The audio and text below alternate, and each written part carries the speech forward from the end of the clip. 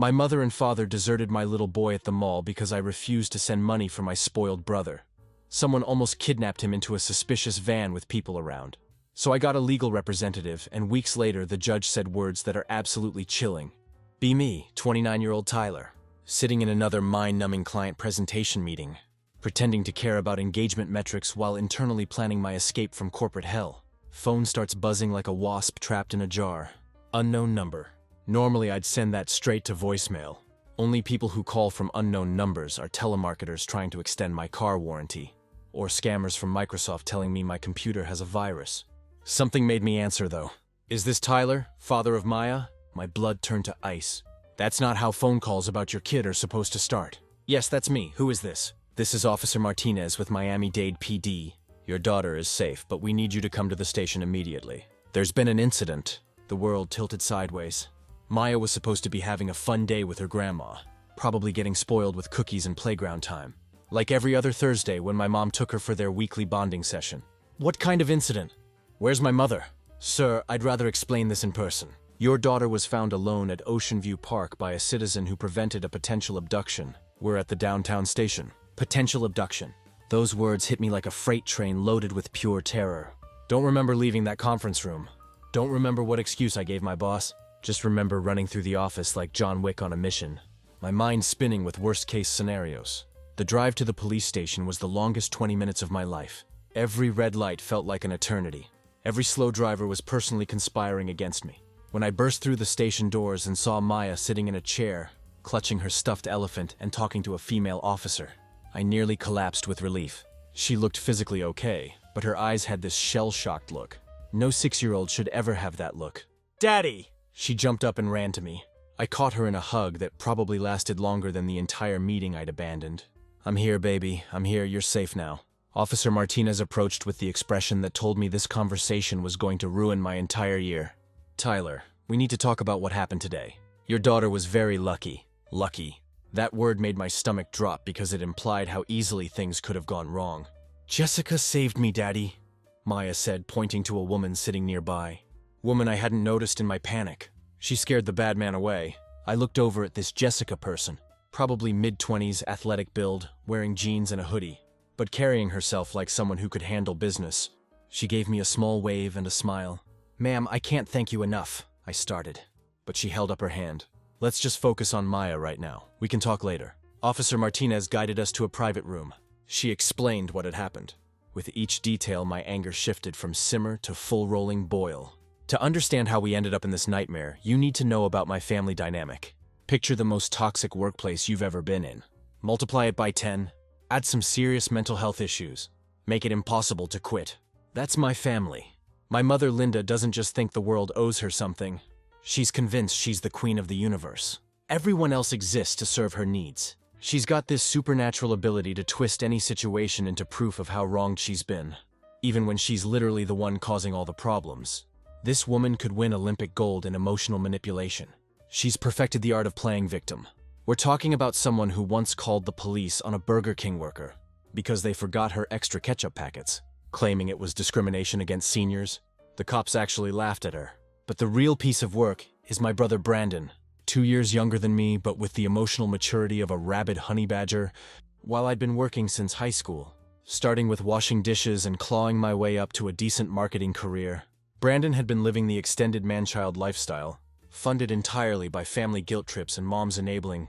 This dude has failed at everything he's ever touched. 4 different colleges, 3 businesses that were basically pyramid schemes, and a credit score that would make a gambling addict look financially responsible. But here's what really makes Brandon special. He's not just irresponsible. He's genuinely unpleasant to be around. We're talking about a guy who screams at fast food workers, who's been banned from 2 different gyms for starting fights, who once threw a tantrum at Maya's birthday party because he thought his gift wasn't prominent enough. The dude's got this weird jealousy complex about my life. Can't stand that I worked my ass off and actually made something of myself. He's the type who thinks success should just be handed to you because you exist. Meanwhile, his idea of networking is hitting up family members for money, while insulting them for not giving enough. I've watched him burn bridges with literally everyone who's ever tried to help him. Former employers, friends, girlfriends. They all end up with the same story about Brandon being aggressive, entitled, and completely unable to accept responsibility for anything. The family dynamic was always the same toxic cycle. Brandon would screw up spectacularly and blame everyone else. Mom would have a complete meltdown about how her baby boy was being persecuted by the cruel world. And somehow I'd end up fixing the mess, because I was the successful one who could afford it. Over the years, I'd lent him money more times than I could count. The crypto scheme that lost $9,500, the import business that was actually just him buying knockoff electronics on eBay, the investment opportunity that turned out to be a pyramid scheme. Each time he promised to pay me back as soon as things took off. Spoiler alert, things never took off. Looking back, I should have cut him off years ago. But there's something about family manipulation that makes you question your own sanity. They've got this way of making you feel like you're the asshole for having boundaries. This time, Brandon had outdone himself. He'd been dating this girl, Victoria, for all of 4 months, and decided he needed to buy a house to lock her down. Before she realizes she can do better. His credit was more damaged than a car in a demolition derby. So naturally, he needed a co-signer. And in Brandon's tiny brain, that meant me. He showed up at my house that Sunday morning with Mom in tow, marching into my kitchen without even knocking like he owned the place. You need to help me out with this house thing. Victoria's getting impatient. Maybe try getting a stable job first. His face went red immediately. That wasn't my fault. The market crashed. You want me to co-sign a house while you still owe me money. I'm not doing that. What followed was 2 hours of insults, guilt trips, and barely contained rage from both of them. Mom cycled through her usual manipulation tactics, while Brandon alternated between victim mode and outright hostility. When Maya wandered downstairs and saw Uncle Brandon yelling at me, she asked why he was being mean. "Your dad's just being difficult about family stuff," Brandon told her, which was the moment I decided this conversation was over. When they finally realized I wasn't budging, Brandon stood up and got right in my face. "You're going to regret this, bro. When your precious little life falls apart, don't come crying to us for help." Mom nodded along like he just delivered the Gettysburg Address, instead of a temper tantrum from a grown man. "You'll both learn what it means to abandon family," she added with this chilling calmness. They left together. 2 days later, Victoria dumped Brandon via text message. According to the family gossip network, she told him he was emotionally unstable and financially irresponsible, and that she couldn't see a future with someone who blamed everyone else for his problems. Brandon naturally blamed me for ruining his relationship by not co-signing the loan, because in his world, everything that goes wrong is someone else's fault. The week after our conversation, things got weird. Mom went completely radio silent. No calls, no random visits, no weekend trips to spoil Maya. It was like she'd been snapped out of existence. Except instead of Thanos, it was just good old-fashioned emotional manipulation. Maya kept asking about Grandma, and I didn't know what to tell her. How do you explain to a 6-year-old that her grandmother is basically holding herself hostage to prove a point? It's like trying to explain cryptocurrency to your boomer dad. Technically possible, but nobody's going to be happy with the results. Brandon called me up, predictably losing his mind. "Thanks to you, Mom's a wreck. She can't even eat because of how much you've hurt her." Classic. In Brandon's world, I was always the villain for not enabling his Peter Pan syndrome. According to him, having money meant I was obligated to share it. Like we were living in some communist fever dream where my bank account was community property. Then that Thursday happened. Mom showed up at my door like nothing had gone down, wearing this smile that would make the Joker nervous. "I want to take Maya to the park today. Just some grandma-granddaughter time." Maya was thrilled. She'd been asking about Grandma all week. And honestly, I was relieved that we seemed to be moving past our argument. Maybe Mom had thought it over and realized family was more important than Brandon's latest financial disaster. "Can we go to the park, Grandma? They have the big slide." "Of course, sweetie. We'll have such a special day together." Something about the way she said special should have set off alarm bells. But I was just a dad who wanted his family to get along. I helped Maya pack her little backpack with snacks and her stuffed elephant, gave her the usual safety lecture about staying close to Grandma, and watched them drive off. What I didn't know was that Brandon had been blowing up Mom's phone since Victoria dumped him, screaming about how this was all my fault, and demanding she do something to make me pay. He'd been drinking heavily since the breakup, and was in full victim mode, ranting about how Victoria would still be with him if I helped him. Mom had already planned everything. According to what Maya told the police later, the day started normal. They played on the swings, went down the slide a few times, and shared a bag of goldfish crackers. Maya was having the time of her life, completely trusting that Grandma would keep her safe. Then around 1 p.m., Mom got a phone call from Brandon. She walked a little distance away, had a loud conversation, and came back looking upset. "Maya, sweetie, Grandma has to go help Uncle Brandon right now. You need to sit right here on this bench and wait for Daddy. He's coming to pick you up." "Where are you going, Grandma?" Uncle Brandon is in trouble and needs my help. But don't worry, Daddy will be here soon. Just stay right on this bench and don't move, okay? This is very important. Maya nodded because she's 6 and trusts adults to not be sociopaths.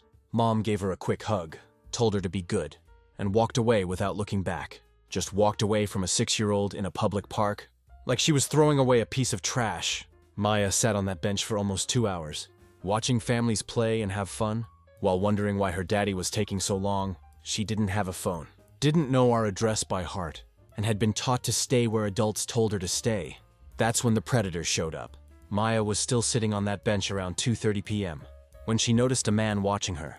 He'd been hanging around the playground for a while, but now he was getting closer, trying to talk to kids when their parents weren't looking.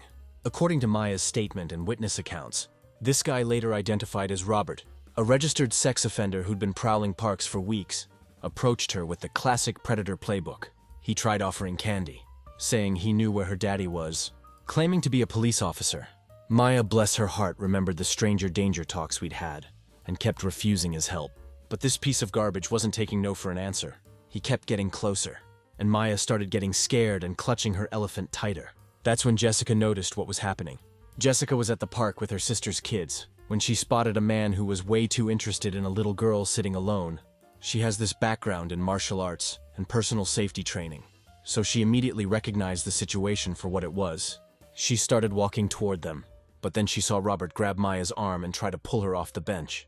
Jessica didn't hesitate. She sprinted over there like she was chasing down a touchdown pass. "Hey, get your hands off her." Robert tried to play it off, claiming Maya was his niece, who'd gotten separated from family. Maya immediately contradicted him, crying that she didn't know this man. Jessica positioned herself between Robert and Maya, and apparently her whole demeanor changed. She went from concerned bystander to someone you definitely don't want to mess with. "Step away from the child now." Robert tried to intimidate her, telling her to mind her own business. But other parents started noticing the commotion. A couple of dads started walking over. Cell phones already out. Robert realized his window was closing fast. He made a grab for Maya one more time. But Jessica was ready. She blocked him, pushed Maya behind her, and made it very clear that he'd have to go through her first.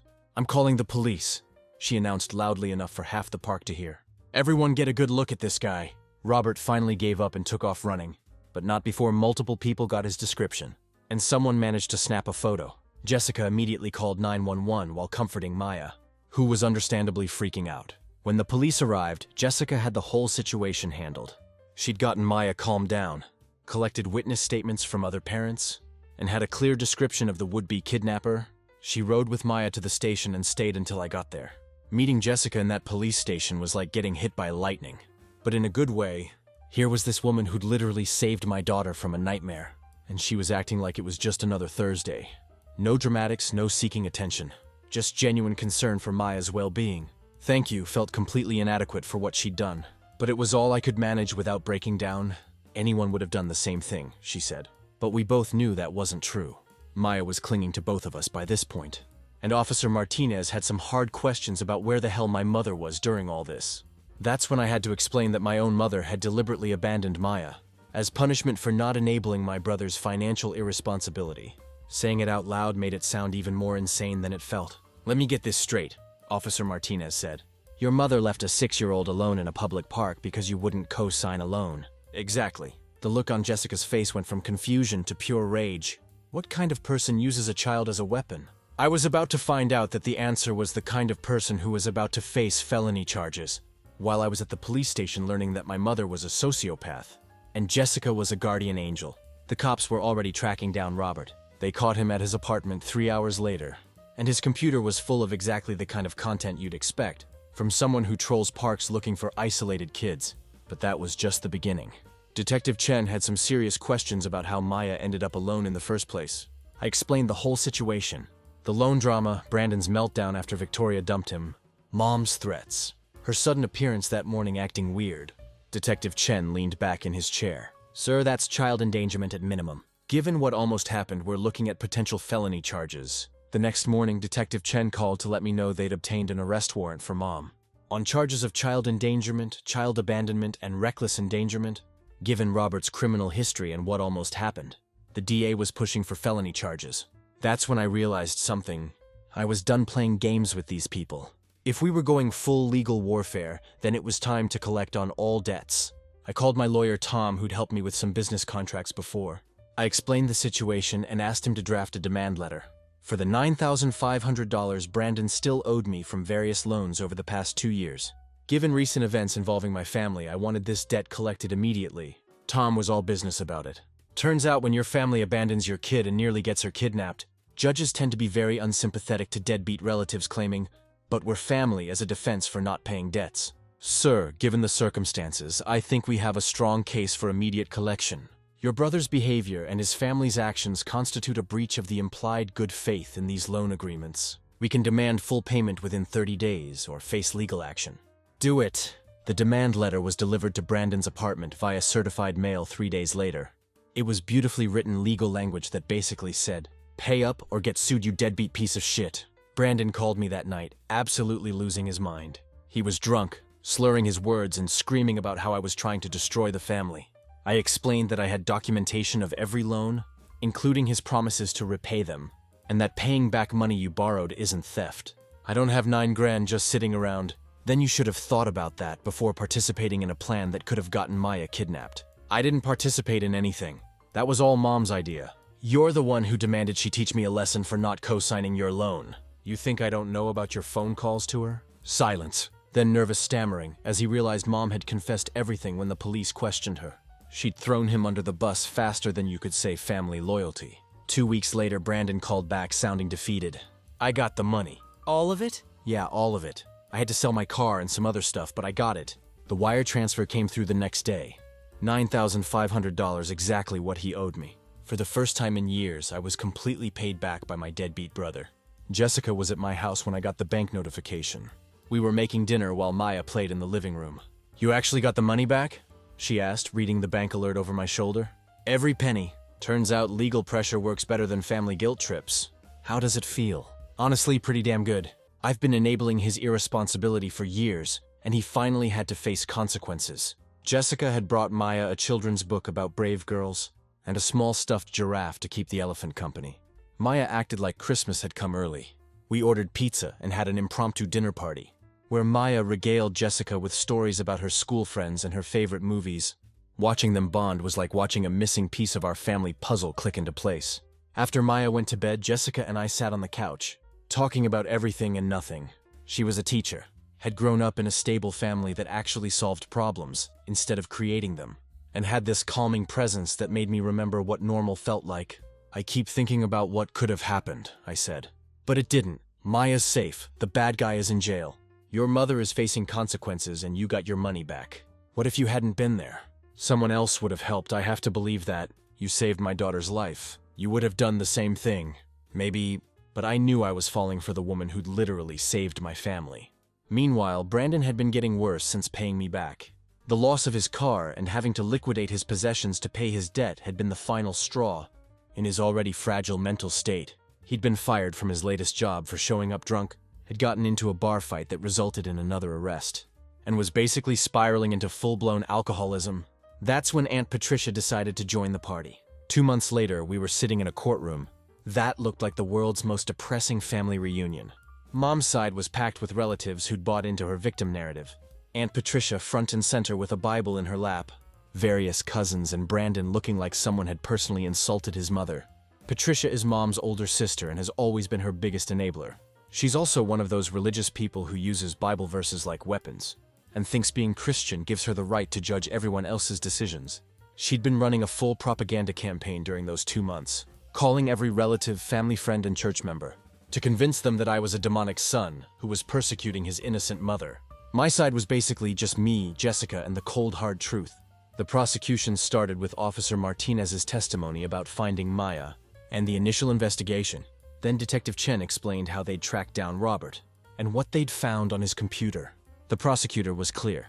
The defendant's actions directly enabled a registered sex offender to access her granddaughter. This wasn't negligence. It was a calculated decision that put a child in mortal danger. During the break, Patricia cornered me in the hallway, with her Bible clutched to her chest. She started saying verses about honoring thy father and mother, about forgiveness, about love being patient and kind. When I mentioned that I'd shown kindness to my daughter by protecting her from abandonment, She escalated to using murder verses to guilt trip me. You're destroying a 68-year-old woman's life over a few hours. And now you've stolen money from Brandon too. I didn't steal anything from Brandon. I collected money he legally owed me, money that was given in love between brothers. You should give to the one who asks you, and do not turn away from the one who wants to borrow from you. But you turned Christian charity into worldly greed? When Jessica took the stand, she was incredible. Professional, clear, and absolutely devastating to Mom's defense. She testified about observing Maya sitting alone for approximately 30 minutes before Robert's approach, was clearly upset and completely vulnerable when the predator made its move. During cross-examination, Mom's lawyer tried to shake her testimony, but she held firm. Meanwhile, Patricia was praying loudly enough that the bailiff had to tell her to quiet down. The most damaging testimony came from the child psychologist who'd been working with Maya. The minor exhibits classic symptoms of abandonment trauma, compounded by the terror of a near abduction. She suffers from severe separation anxiety. That's when Patricia completely lost it. She stood up in the middle of the courtroom and started shouting, "This is persecution of the righteous. You're all bearing false witness against an innocent woman." The judge ordered her removed from the courtroom. As the bailiff escorted her out, she was screaming about false accusers and the persecution of the faithful. When Mom finally took the stand, she came dressed like she was auditioning for the role of sympathetic grandmother in a Lifetime movie. The prosecutor destroyed her during cross-examination, getting her to admit that she'd abandoned her granddaughter to handle the exact same loan issue that caused the entire conflict. The judge was an older woman with decades of family court experience and zero patience for bullshit. During closing arguments, she looked like she'd already made up her mind. I've reviewed all testimony and evidence in this case. The facts are clear. The defendant deliberately abandoned a minor child in a public location as retaliation against the child's father. This action directly led to the child being targeted by a predator and nearly resulted in abduction. Mom straightened up, probably expecting some speech about family forgiveness and second chances. Linda, your actions were not those of a confused grandmother making an innocent mistake. They were calculated, deliberate, and showed a complete disregard for your granddaughter's safety and well-being. The courtroom went dead silent. Therefore, this court finds you guilty of felony child endangerment, child abandonment, and reckless endangerment. Given the serious nature of these crimes and their potential consequences, I sentence you to 2 years in state prison, followed by 5 years of supervised probation. She looked her dead in the eye and delivered the words that would haunt her forever. You do not deserve to be a grandmother. The courtroom exploded. Brandon started yelling about injustice. Relatives were crying, and Mom just sat there looking like someone had slapped her with a reality check. Additionally, I'm ordering a permanent restraining order preventing any contact with the minor victim, and restitution in the amount of $85,000 for psychological treatment and damages. As we left the courthouse, Patricia was waiting outside, with a group of church ladies holding signs about religious persecution and protecting Christian families. She tried to block our path, screaming about God's judgment and how I'd stolen money from my brother in his time of need. Jessica stepped between us. "Ma'am, you need to back off." Security had to escort Patricia and her prayer group away from the courthouse. Justice had been served, and I'd collected every penny I was owed. Sometimes accountability actually works. 6 months after the trial, life had completely transformed. Maya was thriving in therapy and had bounced back with that incredible resilience kids somehow manage. She still had occasional nightmares, but they were getting less frequent. And she'd developed this amazing bond with Jessica that was beautiful to watch. Jessica and I had been dating for 4 months by then, and it felt like the most natural thing in the world. She'd moved in 3 weeks earlier after Maya asked if she could stay forever. We'd taken things slow out of respect for Maya's trauma and my own trust issues. But everything about our relationship just worked. "Daddy, can Jessica be my new grandma?" Maya asked one Saturday morning while we were making pancakes. Jessica nearly choked on her coffee. "Sweetheart, I'm not old enough to be a grandma, but you take care of me better than Grandma ever did." Kids have a way of cutting right to the heart of things. Mom was serving her sentence and had tried to contact me several times, but the restraining order was clear. Patricia had also been sending letters full of Bible verses about prodigal sons and forgiveness, which I threw away without reading. Brandon, meanwhile, had completely lost his shit after paying me back. The loss of his car and having to liquidate his possessions to pay his debt had been the final straw in his already fragile mental state. He'd gone on a 3-week bender that ended with him getting arrested for DUI. After crashing his borrowed car into a mailbox, he'd been evicted from his apartment and was basically couch surfing between relatives who were getting tired of his bullshit. Jessica's family had been incredible throughout everything. Her parents were these warm, functional people who communicated like adults and solved problems without emotional warfare. Maya was getting her first taste of what healthy family relationships looked like, and she was thriving. You know what I love about your family? I told Jessica one night after a barbecue at her parents' house. What's that? Nobody's trying to manipulate, guilt trip, or emotionally blackmail anyone else. You guys just actually like each other. Revolutionary concept, right? We'd been talking about marriage tentatively. The way you discuss important things when there's a 6-year-old involved. Maya had made it clear she approved of the arrangement, and Jessica had proven she was in this for the long haul. The night I proposed, Maya was in on the plan. We'd gone to the same park where Jessica had saved her. It had been transformed from a place of trauma into a symbol of new beginnings. Maya found the ring box during a treasure hunt game and presented it to Jessica with the biggest smile I'd ever seen. "Will you marry us?" Maya asked, because apparently we were a package deal. Jessica was crying and laughing at the same time. "Yes, I'll marry both of you." The engagement was going perfectly until 3 weeks later, when Brandon decided to make his final play. I was coming home from work on a Thursday evening when I saw him standing in my driveway, clearly drunk and angrier than I'd ever seen him. He must have been waiting for a while because Jessica's car wasn't there. She'd taken Maya to her dance class. "There's my piece of shit, brother," he slurred as I got out of my car. "Living the perfect life while mom rots in prison and I'm homeless? Brandon, you're drunk. Go home." "Home? What home? I lost everything because you had to collect your freaking debt like some loan shark." He was swaying on his feet holding a beer bottle and blocking my path to the front door. What followed was a drunken rant about how I destroyed the family, stolen his money, and ruined his life. He was getting more agitated, waving the bottle around and making threats about teaching me what it felt like to lose everything. "Are you threatening me? I'm promising you, maybe something should happen to your perfect little life. Maybe someone should take something away from you for once." That's when I realized he wasn't just drunk. He was unhinged. This wasn't family drama anymore. "Brandon, you need to leave now." "Or what? You'll call the cops like you did on Mom?" When I pulled out my phone, he snapped. He threw the beer bottle at my car, shattering the rear window, and started screaming like a maniac about how I'd stolen his money and destroyed his life. The police arrived 8 minutes later to find Brandon sitting on my front steps, crying and mumbling about how unfair everything was. He was so drunk he could barely stand up. They arrested him for public intoxication, disturbing the peace and destruction of property. 2 days later, Brandon appeared in court for his DUI case.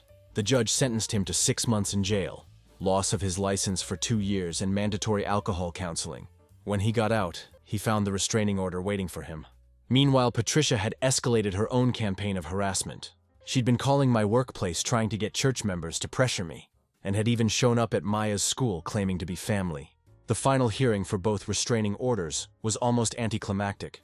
Brandon showed up looking like he'd been living under a bridge, still blaming everyone else for his problems. He told the judge I'd systematically destroyed our family, had our mother imprisoned, stolen money from him when he was at his lowest point, and was now trying to silence him for speaking the truth. Patricia came dressed like she was going to a funeral, and ready to quote scripture about forgiveness and family loyalty. She claimed I'd turned my back on God's commandments, and was persecuting my own family for standing by Christian values, even using worldly courts to steal money from my brother in his time of need. The judge looked at the police reports, witness statements, and video evidence from my security cameras. "Brandon, you threatened your brother's family, destroyed his property, and demonstrated clear signs of substance abuse and emotional instability. The debt collection was legal and legitimate.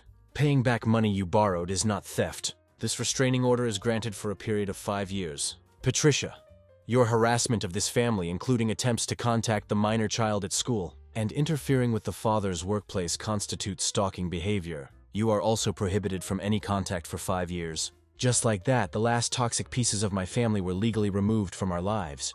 A year later, Jessica officially adopted Maya. The hearing was just a formality.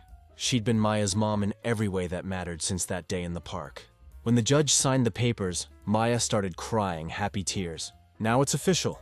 I have the best mom ever." We had a small wedding 6 months later, just close friends and Jessica's family. Maya was the flower girl and took her job very seriously. Maya's happy and healthy and surrounded by people who actually deserve to be called family. She knows the story about how Jessica saved her, but to Maya, that's just how they met. Jessica isn't the woman who rescued her from a predator. She's just Mom. Sometimes I get updates about my biological family through the grapevine. Mom gets out next year, but the restraining orders will still be in effect. Brandon's been in and out of jail for various alcohol-related incidents, and is basically homeless. Patricia is apparently telling everyone at her church that I'm possessed by demons, and asking for prayers to cast out the evil spirits that made me turn against my family. I used to feel guilty about how everything turned out, like maybe I should have tried harder to help them, or found some way to keep the family together. But then I look at Maya confident, happy, surrounded by people who love her unconditionally. And I know I made the right choices. Real family doesn't threaten you when you set boundaries. Real love doesn't use children as weapons. Maya's about to become a big sister. Jessica's pregnant with our second kid, and Maya's thrilled to teach the baby everything important.